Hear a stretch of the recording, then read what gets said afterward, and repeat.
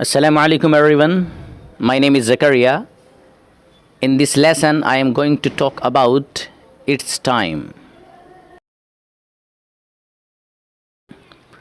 आज की इस वीडियो में हम बात करने जा रहे हैं इट्स टाइम, इसको किस तरह से इस्तेमाल करते हैं। इसका बहुत अच्छा इस्तेमाल है, उसको देखिएगा किस तरह से इस्तेमाल करते हैं।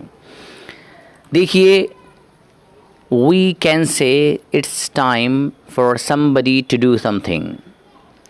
हम इसका जो इस्तेमाल करते हैं वो इस तरह करते हैं कि it is time for somebody to do something, किसी के लिए ये कुछ करने का वक्त है। फॉर एग्ज़ाम्पल, आप अपने स्टूडेंट से कह सकते हैं कि ये वक्त आपके मेहनत का वक्त है, ये वक्त आपके लिखने का वक्त है। फॉर एग्ज़ाम्पल, तो इस तरह की जो एग्ज़ाम्पल्स और सिचुएशंस होती हैं उसको बयान करने के लिए इट्स टाइम का यूज़ हम करते हैं। इसको एग्ज़ाम्पल से और समझिएगा। It's time for us to memorise our lesson.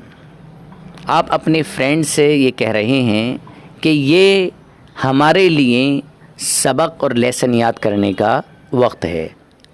इसी तरह नेक्स्ट एग्जांपल में आप देखिएगा, it's time for you to write an article. ये आपके लिए मजमून लिखने का वक्त है। इसी तरह यहाँ पर थर्ड वन एग्जांपल में देखिएगा, it's time to go home. अब ये घर जाने का वक्त है। It's time to study English. ये इंग्लिश पढ़ने का वक्त है। तो इस तरह की जो सेंटेंसेस और सिचुएशंस होती हैं उसको अगर हमें बताना हो तो वहाँ पर हम इट्स टाइम का इस्तेमाल करेंगे और उसके बाद फॉर लेकर आएंगे जिसके लिए आप बताना चाहते हैं आप, और जिस चीज़ को आप करना चाहते हैं उसको टू के बाद वर्ब की फर्स्ट फॉर्म लाकर उसको आप मेंशन कर सकते हैं, जैसा कि इन एग्जांपल्स में यहाँ पर आपने देखा है। Let's move for the next one. Yes, next one is we can also say it's late, it's time we went home, but the meaning is present and future, not the past। देखिए, बहुत important यहाँ से बात बताई जा रही है, वो ये है कि इट्स टाइम, इसके बाद हम जो सेंटेंस लेकर आएंगे और जो जुमला लेकर के आएंगे उसमें हम फ़िल की दूसरी शक्ल लेकर आएंगे, यानी उसके बाद हम second form of the verb लेकर आएंगे, वर्ब की सेकंड फॉर्म लेकर आएंगे। अब आपको ये भी पहले से मालूम है कि वर्ब की जो सेकंड फॉर्म होती है वो पास्ट के लिए यूज़ होती है। ज़ाहिर है, जब पास्ट के लिए यूज़ होगी तो मीनिंग भी पास्ट वाले होंगे, लेकिन यहाँ पर ऐसा नहीं है।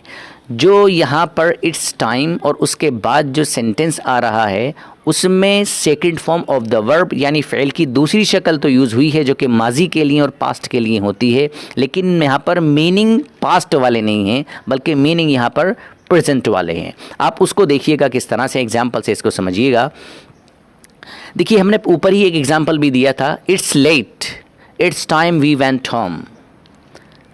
आप अपने फ्रेंड हैं, आपके साथ आपके फ्रेंड हैं, आप उनसे कह रहे हैं इट्स लेट, देर हो रही है, it's time we went home, अब हमें घर जाना चाहिए, ये वक्त ऐसा है कि अब हमें घर जाना चाहिए। तो यहाँ पर आप देख पा रहे हैं कि वेंट जो वर्ब की फॉर्म यूज़ हुई है वो सेकंड फॉर्म और दूसरी शक्ल यूज़ हुई है जो कि पास्ट के लिए आती है, माजी के लिए आती है, लेकिन यहाँ पर जो मीनिंग है वो पास्ट वाले नहीं है बल्कि वो प्रेजेंट वाले हैं। अब आपका जो फ्रेंड है वो ये कह रहा है कि इट्स लेट, देर हो रही है, it's time we went home, ये वक्त ऐसा है कि हमें घर जाना चाहिए।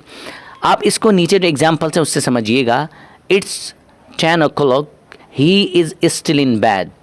आप अपने फ्रेंड के बारे में कह रहे हैं कि 10 बज गए हैं, अब तक वो यानी आपका जो फ्रेंड है वो सोया हुआ है और वो बिस्तर पर है। It's time he got up, ये वक्त ऐसा है कि उसको बेदार हो जाना चाहिए, उसको जाग जाना चाहिए। तो यहाँ पर आप देख पा रहे हैं कि गॉट का जो यूज़ हुआ है इट्स टाइम के बाद वो second form of the verb है, फ़ेल की दूसरी शक्ल है, लेकिन जो पास्ट के लिए इस्तेमाल होती है यहाँ पर मीनिंग वाले पास्ट वाले नहीं है बल्कि यहाँ पर मीनिंग प्रेजेंट वाले हैं। आप देखिएगा, the windows are very dirty, I think it's time we clean them. जो विंडोज़ हैं, आप जहाँ पर रह रहे हैं उन विंडोज़ के बारे में आप बात कर रहे हैं और आप कह रहे हैं कि जो विंडोज़ हैं ये बहुत डर्टी हो गई हैं, इन पर धूल है और मैली सी हो रही हैं। It's I think it's time we clean them. मेरे ख़्याल में, आप अपना ख़्याल वहाँ पर ज़ाहिर कर रहे हैं, मेरे ख़्याल में हमें इनको साफ़ कर देना चाहिए। तो यहाँ पर आप देख पा रहे हैं कि इट्स टाइम के बाद यहाँ पर क्लीन्ड जो second form of the verb है वो यूज़ हुई है, लेकिन यहाँ पर मीनिंग जो है वो पास्ट वाले नहीं हैं बल्कि प्रेजेंट वाले हैं, और फ्यूचर का भी आप इसका ट्रांसलेशन कर सकते हैं। Let's move for the next one. Yes, next one is, देखिएगा अभी बात थी इट्स टाइम की, एक इस्तेमाल होता है इट्स अबाउट टाइम और it's high time. We can also say it's about time, it's high time to make the criticism stronger. हम इट्स अबाउट और इट्स हाई टाइम का जो इस्तेमाल करते हैं वो किसी के ताल्लुक़ से क्रिटिसाइज़ और तनकीद करने के लिए, लेकिन तनकीद ऐसी ही नहीं नॉर्मल वाली, बल्कि स्ट्रॉन्ग, बल्कि जो थोड़ी सख्ती वाली तनकीद होती है वो करने के लिए इट्स अबाउट टाइम और इट्स हाई टाइम का हम इस्तेमाल करते हैं। एग्ज़ाम्पल देखिएगा, Ahmed is a great talker but it is about time he did something instead of just talking. आप अहमद के बारे में बात कर रहे हैं और अहमद के बारे में आप ये बता रहे हैं कि वो एक बड़ा टॉकर है, बड़ा बात करने वाला है, लेकिन it's about time he did something instead of just talking. यही तो वक्त है कि उसको कुछ करना चाहिए बजाय इसके कि वो बातें करता रहे, यानी बातें करने के बजाय उसको कुछ करना चाहिए, यही तो वक्त है उसको ये करने का। तो यहाँ पर आप उसके बारे में तनकीद कर रहे हैं, और तनकीद भी सिर्फ नॉर्मल वाली नहीं है बल्कि थोड़ी सख्त वाली यहाँ पर आपने तनकीद की है। यहाँ पर आप देखिएगा last one example, he is very selfish, it's high time he realised that he is not a good person.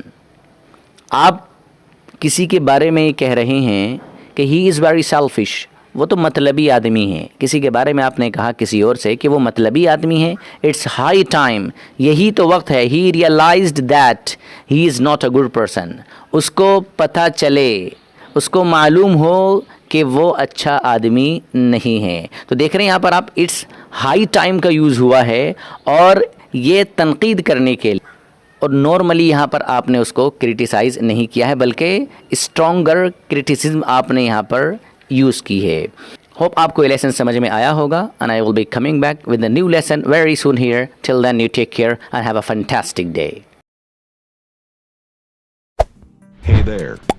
Subscribe to my channel and also press this bell icon.